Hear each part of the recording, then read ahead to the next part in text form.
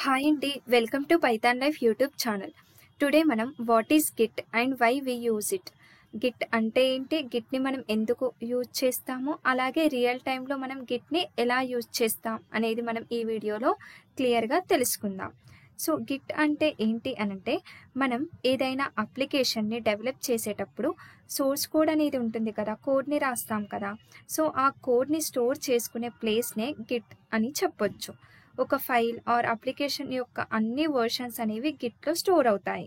So అందుకే గిట్ని version control system or source code management అని పిలుస్తాం.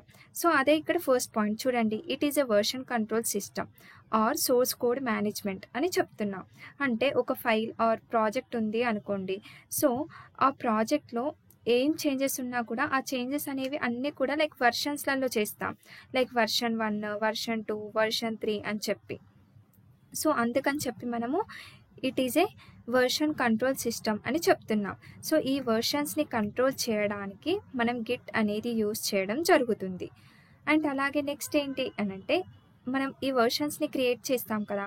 సో క్రియేట్ చేసిన వర్షన్స్ని మనం ఎప్పుడైనా రీకాల్ చేసుకోవచ్చు. సో అది మెయిన్ యూజ్. అండ్ నెక్స్ట్ ఏంటి, it is used for track the changes in files. So ఏమంటున్నాం ఇక్కడ, చేంజ్ చేసిన ఫైల్స్ని ట్రాక్ చేయడం అనేది జరుగుతుంది. అండ్ అలాగే థర్డ్ పాయింట్ వచ్చేసి, it is a platform independent.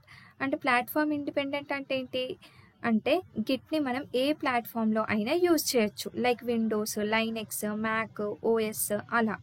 So that is the third point. And next ఏంటి, it is free and open source.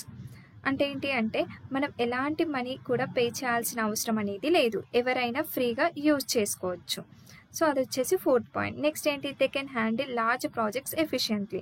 అంటే మనం ఎంత పెద్ద ప్రాజెక్ట్స్ ఉన్నా కూడా మనము ఈ గిట్ని యూజ్ చేసి మనం హ్యాండిల్ చేయడం అనేది జరుగుతుంది. సో ఇది. అండ్ నెక్స్ట్ ఏంటి అని అంటే, సో అందుకే మన గిట్ అనేది చాలా ఇంపార్టెంట్.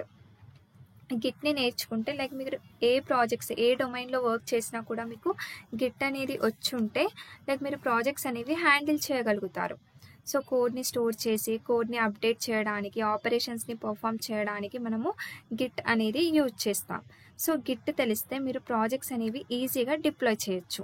ఇంకో అడ్వాంటేజ్ ఏంటి అంటే, గిట్లో ఫోల్డర్ క్రియేట్ చేసి పెట్టారనుకోండి, సో ఎవరైనా ఆ ఫోల్డర్ని యాక్సెస్ చేసుకోవచ్చు. లైక్ ఫర్ ఎగ్జాంపుల్ ఇప్పుడు 4 మెంబర్స్ ఉన్నారనుకోండి, 4 మెంబర్స్ కూడా ఆ సోర్స్ కోడ్లో చేంజెస్ అనేవి చేసి కమిట్, పుల్ అనేది చేయొచ్చు. సో ఇది మెయిన్ అడ్వాంటేజ్. సో ఈ రకంగా గిట్ అనేది మనకి యూజ్ అవ్వడం జరుగుతుంది. సో గిట్ మీరు నేర్చుకోవాలి అనుకుంటే మన పైథాన్ లైఫ్ యూట్యూబ్ ఛానల్లో గిట్కి సంబంధించిన క్లాస్ అనేది ఉంది. సో ఒకవేళ మీకు నచ్చితే వీడియోని వన్స్ చూడండి.